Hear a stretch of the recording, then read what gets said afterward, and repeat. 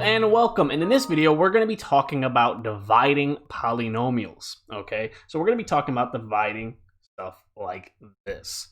But before we get to talking about dividing polynomials, I want to refresh our memory on just how to divide numbers with long division, because what we're going to be using is long division.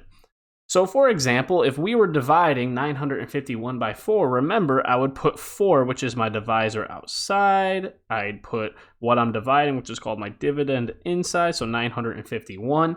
And then we'd be checking to see how many times our divisor goes into each one of these numbers by the place. Okay, so 9 is in the hundredths place, so I'd be checking to see how many times 4 goes into 9. And that would end up being 2, right? 4 goes into 9 twice, so I'd put a 2 up top here. What's going to be up here is called the quotient. And then what I do is I would take that 2 and I multiply it by 4 to get 8. But then what I would do is I would subtract these two numbers. So I would actually change the sign on 8 and then combine to get a 1, right? And then we bring down our next number. We'd be bringing down the next number, which now is in the tens place. And then I go, okay, well, how many times does 4 go into 15? And I go, okay, well, 4 goes into 15 3 times, so I put a 3 up top here. I do 4 times 3. Notice I'm not multiplying it by 23. I'm multiplying it by 3 because we're in the tens place. And that gets me 12. But once again, I'm subtracting, so I would actually change the sign on 12 and subtract. So that would get me a 3. Then I'd bring down our last number here, which is 1. It's in the ones place. And I go, okay, how many times does 4 go into 31? And I go, okay, well, that goes in 7 times. And then I do 4 times 7, not 237, just 7. That would give me 28. I would change the sign and subtract. That would get me 3, which means my final answer would be 237 with a remainder of 3, which I put over my divisor, which is why 951 divided by 4 is 237 3/4. Now, that might seem kind of weird that we just did that, but we're going to be using the exact same ideas with polynomial long division. So once again, I put my divisor out in front. So I'm putting x plus 2 out in front. And then what I put underneath is my dividend, what I'm dividing. So 2x cubed plus 12x squared plus 25x plus 8. And now this is when the fun begins. Now, over here, I thought, okay, how many times does 4 go into 9? Here, I'd be thinking, and I'm only looking at the first term. I'm only looking at the first term. I'm not looking at the 2. I'm looking at the x.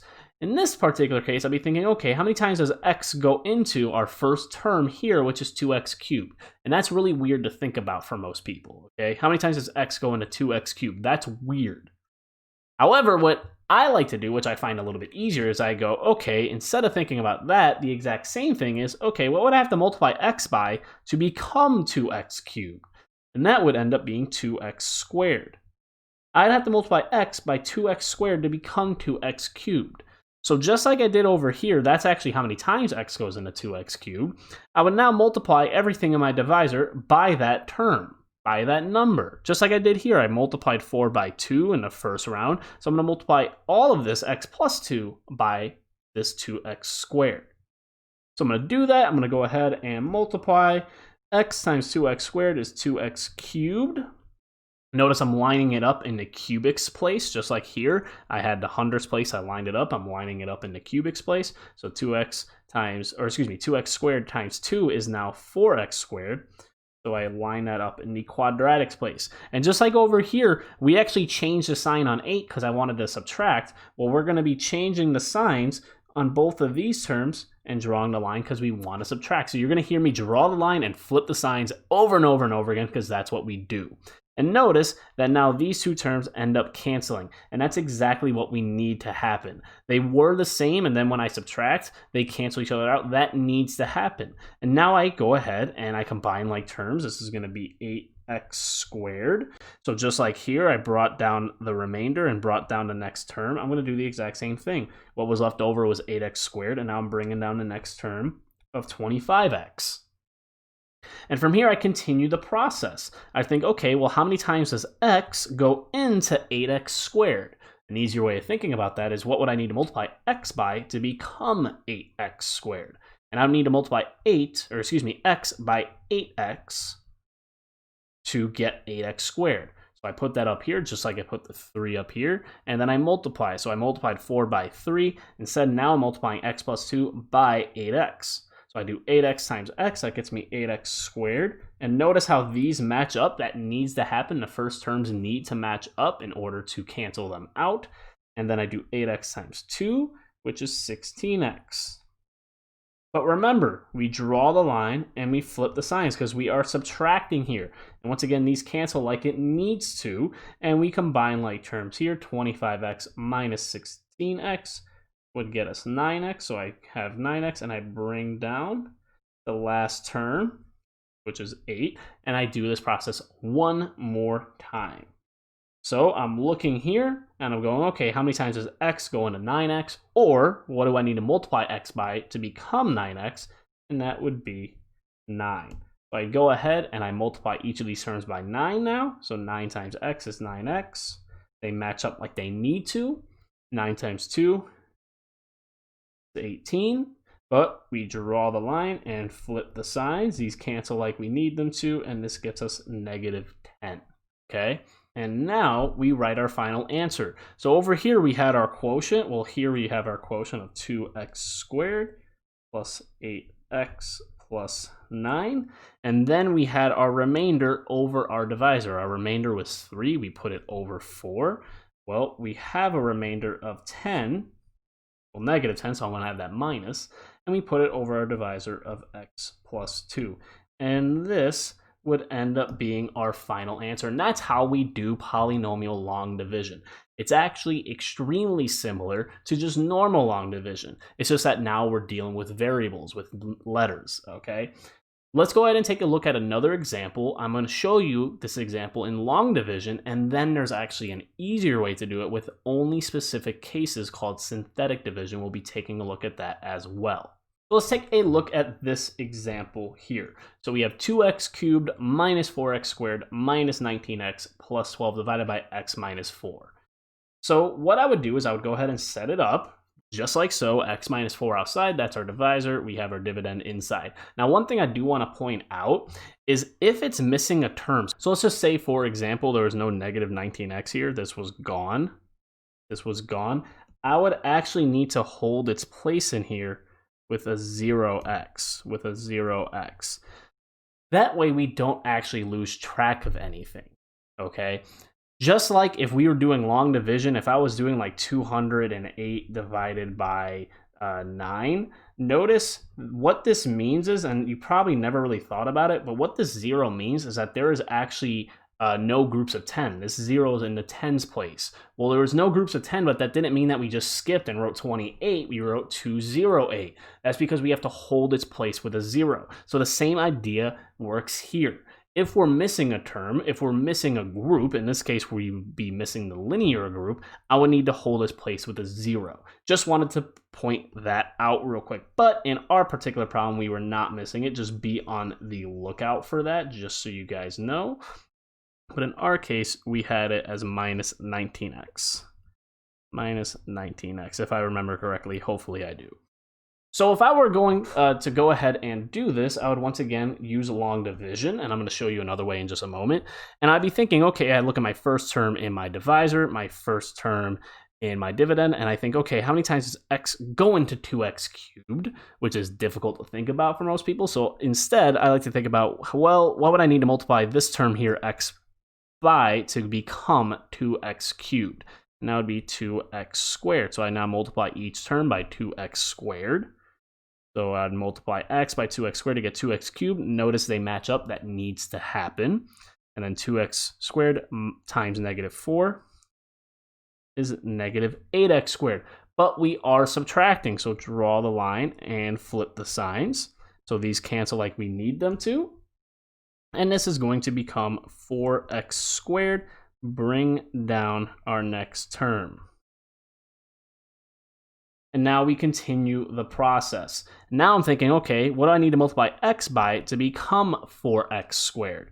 Well, that would be a 4x. So I'd multiply each of these terms by 4x, because 4x times x is 4x squared, and that's what I need to happen. They match up. And then 4x times negative 4 is negative 16x. But once again, we're subtracting, so draw the line and flip the signs. So these cancel like we need them to. Negative 19x plus 16x is negative 3x. Bring down the last term of 12. And now we're on our last number, or our last step. And now I'm thinking, how many times is x going to negative 3x? Well, that would be negative 3 times, because in order to get x to become negative 3x, I'd have to multiply it by negative 3. So negative 3 times x is negative 3x. They match up like they need to. Negative 3 times negative 4 is positive 12. We draw the line and flip the signs. So these cancel out like we need them to. And this actually cancels out as well and gives us a remainder of 0, which means our final answer has no remainder. So it's just 2x squared plus 4x minus 3. Now, that would end up being our final answer. And notice that there was no remainder. The remainder was 0. That's actually really important. Whenever you're dividing polynomials and you get a remainder of 0, what that means is that your divisor was actually a factor of the original polynomial that you divided. So what this means is that 2x cubed minus 4x squared minus 19x plus 12, one of its factors, if I were to factor this problem, one of the factors would actually be x minus 4. And it might seem trivial and kind of unimportant, but it's actually extremely important, because once we start solving polynomial functions, we'll be using that exact idea over and over and over again to see if what we're dividing by is actually going to be a factor, which, remember, helps us solve equations. We solve quadratic equations a lot of the time by factoring. The factors are incredibly useful. So if we know that we have a factor of a polynomial, we know we can find one of the solutions of the polynomial. So just keep that in mind. We're not going to be talking about that too much just now, but once we get to solving polynomial equations by factoring and by dividing and a rational root theorem, that's going to come in extremely handy. Now, another thing I want to talk about real quick is another way we can actually do the exact same problem. We can actually do the exact same problem using something called synthetic division. Synthetic division. Now, we can actually only use synthetic division when we're dividing by a linear binomial, and generally with a leading coefficient of 1. So notice we divided by like x plus 2, we divided by x minus 4. If we're dividing by binomials of that nature, like x plus 1, x plus 3, x minus 8, x minus 2, we can use what's called synthetic division. And it's actually a really quick way of dividing. Just make note that you cannot use this to divide anything. We haven't covered dividing by like x squared plus x minus 3 or anything like that. You would not be able to use synthetic division in that particular case. But here you actually could. And this is how you would set it up. Now notice we were dividing by x minus 4. What I put inside the box was a positive 4. A way you can kind of think about it is if we take our divisor and we set it equal to 0 and solve, that's the number that we put in the box. But if we're being correct and smart about it, it's always just basically going to be the opposite of that number, as long as the leading coefficient is 1. The leading coefficient is not 1. Technically, you could use synthetic division. However, there is an extra step, which generally makes things messy, so I only really recommend doing this when the leading coefficient is 1 and it's a linear binomial. And now notice these numbers should look kind of familiar. 2, negative 4, negative 19, and positive 12. Well, 2, negative 4, negative 19, positive 12. These are just the coefficients and the constants of what we were dividing. So we can actually write them without the variables. So this represents the cubic place, this represents the quadratic place, this represents the linear place, and this represents constants place, okay? And now what we do, and this might seem a little bit weird, but the math is actually very, very sound, promise, is we bring down this first number every single time and we put it underneath this line. So we put our number in the box in here, we have our coefficients and constant, and we always bring down this first number. And then what we do is we take this number underneath this line, this 2, and we multiply it by the number in the box. 2 times 4 is 8, and then we put that 8 in the next spot. And then we actually add these two. So if I were to add negative 4 and 8, that would get me negative 4. Now before I go on, I want to connect this to what we just did. If I look over here, notice we had a negative 4x squared and a positive 8x squared. Well, notice here we have negative 4 and positive 8 in the x squared's place. So notice that we're getting the exact same numbers just without having to worry about switching the sign and also without having to worry about the variables themselves. So notice what I got was a positive 4x squared, and look at that, I have a positive 4 underneath the line. And then we continue. So now I take this number 4, the number underneath the line, and multiply by the number in the box. So 4 times 4 is 16. I put it in the next place. And look, I have negative 19 and positive 16. Negative 19, positive 16. And when I add these two together, I end up getting negative 3. Well, look here, I ended up getting a negative 3. And then from there, we take our number underneath the line, negative 3, multiply it by the number in the box, 4. That gets us negative 12. And look at that, we had 12 and negative 12, 12 and negative 12. And once again, when we added those, we got 0. So notice what these are is just the coefficients and constant and remainder without actually having to worry about all the flipping of signs, drawing a line, and subtracting, and keeping track of all the variables and their exponents. This is a nice way of doing that. And notice that when we had a cubic and we divided it, our final answer was a quadratic. Notice how each term went down exactly 1 degree. We had, instead of cubed, squared, instead of squared, linear, instead of linear, constant. And then we had a remainder if we do have one. So this used to be x cubed. This now becomes x squared. So that becomes 2x squared plus 4. This used to be x squared, but we subtract the degree by 1. That just becomes 4x now. And this used to be x, but now it is just a constant of negative 3. And this used to be the constant, but this would actually be the remainder. This is what we call synthetic division. And it is extremely beneficial to use. But remember, you can only use it when you're dividing by a linear binomial with a leading coefficient of 1. So if we're dividing by x minus 4, x plus 8, x minus 1, that's when we can use it. If it was x squared minus 9, we would not want to use it. And just like before, if we were missing a term, we would need to hold its place with a 0. Now that is division. If you want, I will be making another video of just synthetic division just to cover that a little bit more. If you also want help with long division, I can make another video of that as well. Just make sure you let me know. If there are any questions, make sure you're reaching out and let me know. Otherwise, I look forward to seeing you guys in the next video.